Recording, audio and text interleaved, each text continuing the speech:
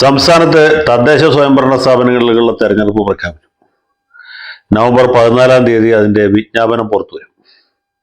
December 9 തെക്കൻ കേരളത്തിലും 11 വടക്കൻ കേരളത്തിലും വോട്ടെടുപ്പ് നടക്കും.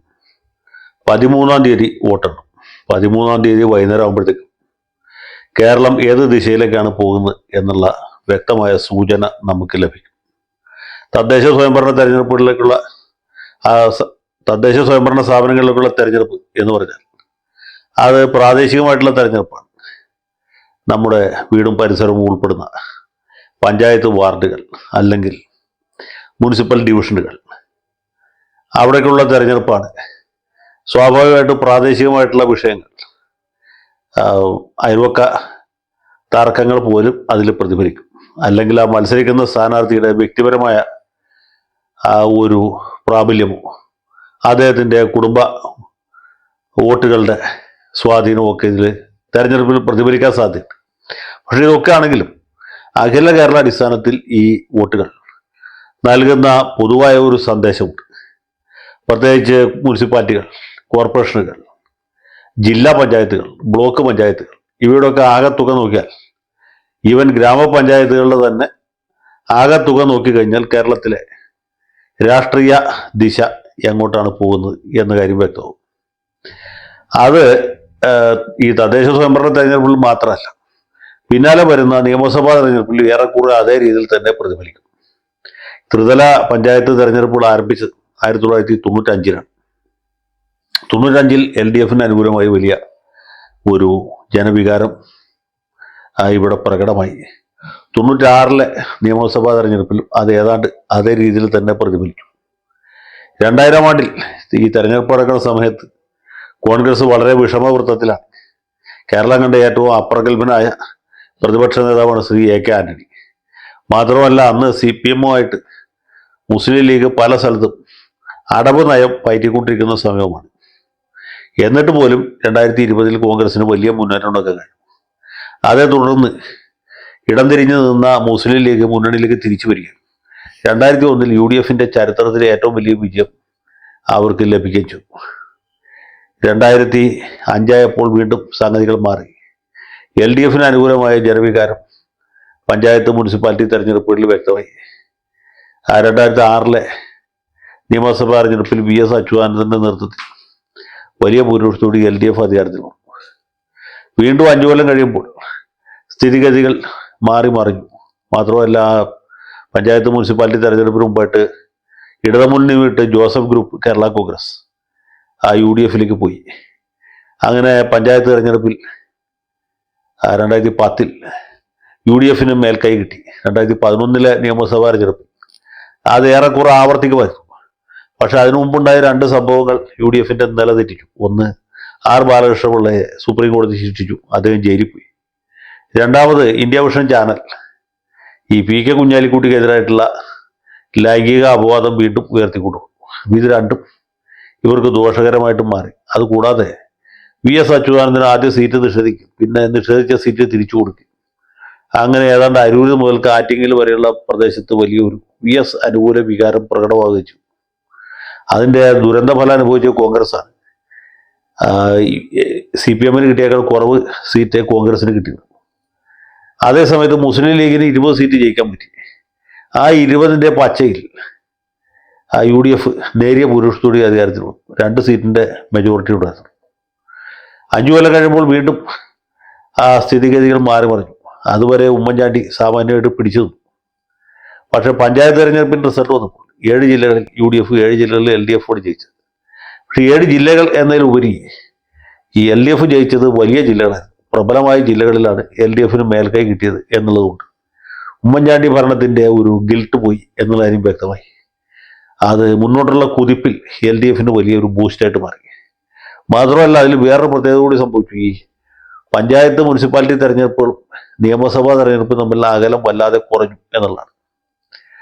ഈ 95 സെപ്റ്റംബറിലാണ് പഞ്ചായത്ത് തെരഞ്ഞെടുപ്പ് നടന്നത്. മാർച്ചിലാണ് നിയമസഭാ തെരഞ്ഞെടുപ്പ് നടന്നത്. 2015 ആകുമ്പോഴത്തേക്കും ഇത് മാറി. ഏതാണ്ട് ഡിസംബർ മാസത്തിൽ അല്ലെങ്കിൽ നവംബർ അവസാനം പഞ്ചായത്ത് തെരഞ്ഞെടുപ്പ് നടക്കുകയും ഏപ്രിൽ മാസത്തിൽ നിയമസഭാ തെരഞ്ഞെടുപ്പ് നടക്കുകയും ചെയ്യുന്ന സാഹചര്യം ഉണ്ടായി. അപ്പോൾ കേവലം 3 മാസത്തിനുള്ളിൽ ട്രെൻഡ് മാറ്റാൻ പറ്റില്ല എന്നുള്ളതാണ്. അപ്പോൾ ഇത് തന്നെയാണ് കഴിഞ്ഞ തവണ സംഭവിച്ചത്. UDF വലിയ വിജയപ്രതീക്ഷയിലായിരുന്നു. പാർലമെന്റ് തെരഞ്ഞെടുപ്പിലുണ്ടാക്കിയ ആ വലിയ വിജയത്തിന്റെ സാഹചര്യത്തിൽ ഇവര് വളരെ അനായാസമായൊരു വിജയം പഞ്ചായത്ത് മുനിസിപ്പാലിറ്റി തെരഞ്ഞെടുപ്പിൽ പ്രതീക്ഷിച്ചു. പക്ഷെ അവർ തീരെ പ്രതീക്ഷിക്കാത്ത രീതിയിലുള്ള റിസൾട്ടാണ് ഉണ്ടായത്. LDF വലിയ മേൽക്കൈ പ്രകടിപ്പിച്ചു. അത് തന്നെ നിയമസഭാ തെരഞ്ഞെടുപ്പിൽ ആവർത്തിച്ചു.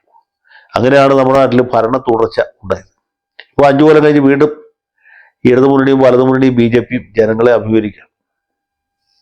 ഈ ത്രിതല പഞ്ചായത്ത് തെരഞ്ഞെടുപ്പിൽ അതുപോലെ മുനിസിപ്പാലിറ്റി കോർപ്പറേഷൻ തെരഞ്ഞെടുപ്പുകളിൽ LDFന്റെ മേൽക്കൈ അവർ നിലനിർത്തുകയാണെങ്കിൽ തീർച്ചയായിട്ടും അടുത്ത കൊല്ലം നടക്കാൻ പോകുന്ന നിയമസഭാ തെരഞ്ഞെടുപ്പിൽ ഭരണ തുടർച്ച ഉണ്ടാവും.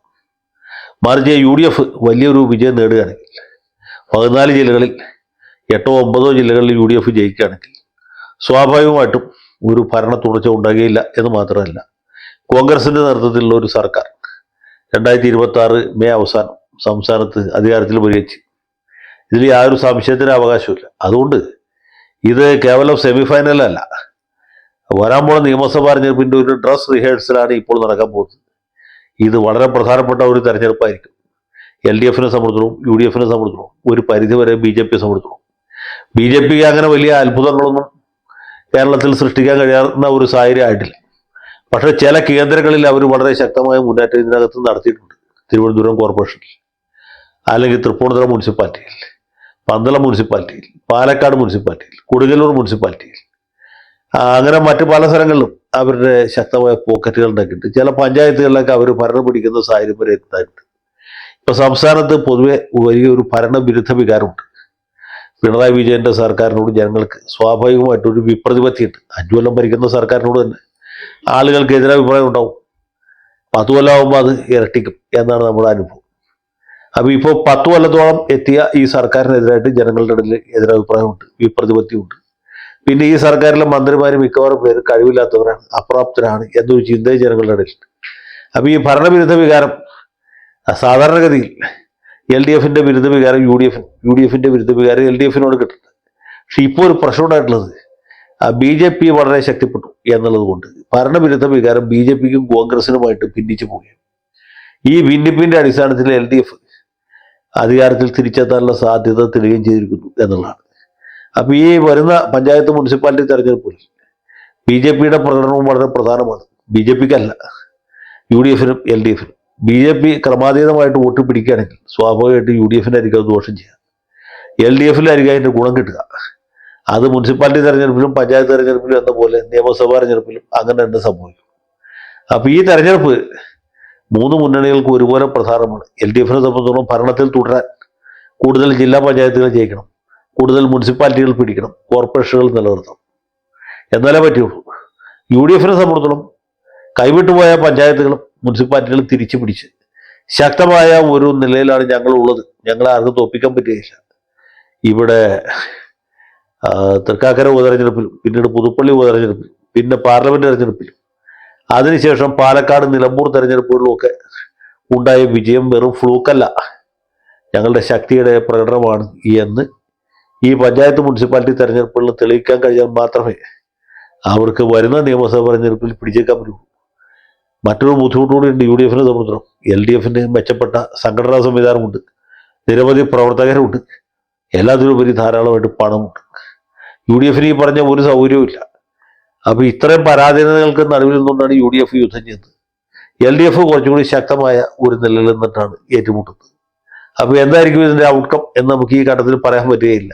ഡിസംബർ 13-ാം തീയതി കൂടുതൽ പഞ്ചായത്തുകൾ, കൂടുതൽ മുനിസിപ്പാലിറ്റികൾ, കൂടുതൽ കോർപ്പറേഷനുകൾ പിടിക്കുന്ന പാർട്ടി ആയിരിക്കും, ആ മുന്നണി ആയിരിക്കും വരുന്ന മെയ് മാസം അവസാനം കേരളത്തിന്റെ ഭരണസാരഥി ഏറ്റെടുക്കാൻ പോകുന്നത്. യാതൊരു സംശയവും വേണ്ട.